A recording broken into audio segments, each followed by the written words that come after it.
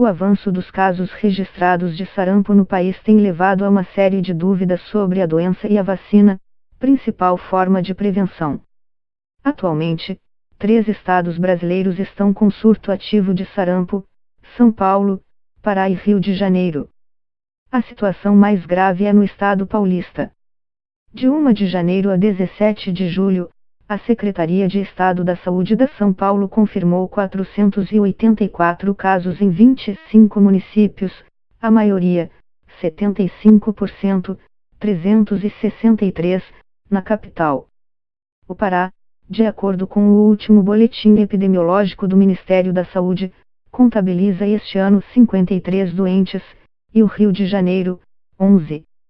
Até o dia 12 de julho, o órgão havia registrado 426 casos da doença no país, em 7 estados, incluindo Minas Gerais, Amazonas, Santa Catarina e Roraima. A epidemia de sarampo é um fenômeno global. Dados da Organização Mundial da Saúde, OMS, e da Organização Pan-Americana da Saúde, OPAS, mostram que, em 2017, a doença foi responsável por 110 mil mortes. Só nas Américas, entre 1 de janeiro e 18 de junho de 2019, foram confirmações em 13 países: Argentina, 5 casos, Bahamas, 1 caso, Brasil, 122 casos, Canadá, 65 casos, Chile, 4 casos, Colômbia, 125 casos, Costa Rica, 10 casos, Cuba, 1 caso, Estados Unidos da América, casos, México, 2 casos, Peru, 2 casos, Uruguai, 9 casos, e República Bolivariana da Venezuela, 332 casos. O Brasil, diz o Ministério da Saúde, vinha de um histórico de não registrar casos autóctones, adquiridos dentro do país, desde o ano 2000. Entre 2013 e 2015, ocorreram 2 surtos, um no Ceará e outro em Pernambuco, a partir de casos importados. Em 2018, no entanto, a doença reapareceu na região norte, nos estados do Amazonas, Roraima e Pará, trazida pelos venezuelanos que fugiam da crise. Já os vírus que atingiram São Paulo, este ano, vieram com pessoas que foram infectadas na Noruega, em Malta e em Israel. O problema é que a cobertura vacinal da patologia no país está abaixo do patamar ideal, que é acima de 95%. Pelas informações do Ministério da Saúde, em 2018, este índice, relacionado à vacina tríplice viral em crianças de 1 ano de idade, foi de 90,80%. Em 2015, chegou a 96,7%. E as razões para isso são várias, segundo os especialistas ouvidos pela reportagem: medo de ter reação à imunização, desconhecimento de que existe um calendário de vacinação específico para adultos e idosos, falsa sensação de segurança, já que muitas doenças estão controladas, notícias falsas e grupos de vacina. O sarampo é uma doença infecciosa aguda, de natureza viral, altamente contagiosa e que pode ser contraída por pessoas de qualquer idade. Sua transmissão se dá de forma direta, de pessoa a pessoa, por meio das secreções expelidas pelo doente ao tossir, espirrar, respirar e falar. Os primeiros sintomas são febre alta, acima de 38,5 graus, com duração de 4 a 7 dias, e manchas avermelhadas na pele, exantema maculopapular, começam no rosto e atrás das orelhas, e depois, se espalham pelo corpo. Geralmente, aparecem entre 10 e 12 dias após o contato com o vírus e podem vir acompanhados de tosse persistente, irritação ocular, coriza e congestão nasal. As mais comuns são infecções respiratórias, broncopneumonia e pneumonia, por exemplo, otites, diarreia grave e doenças neurológicas, como encefalite, inflamação do cérebro.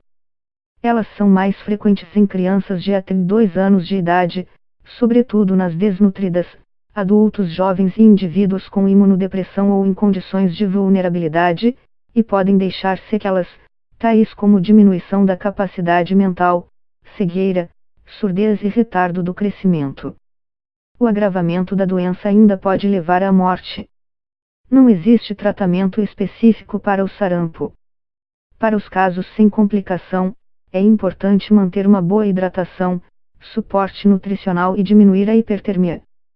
Quando o quadro se agrava e surgem, por exemplo, diarreia, pneumonia e otite média, essas situações devem ser tratadas, normalmente, com o uso de antibiótico-terapia.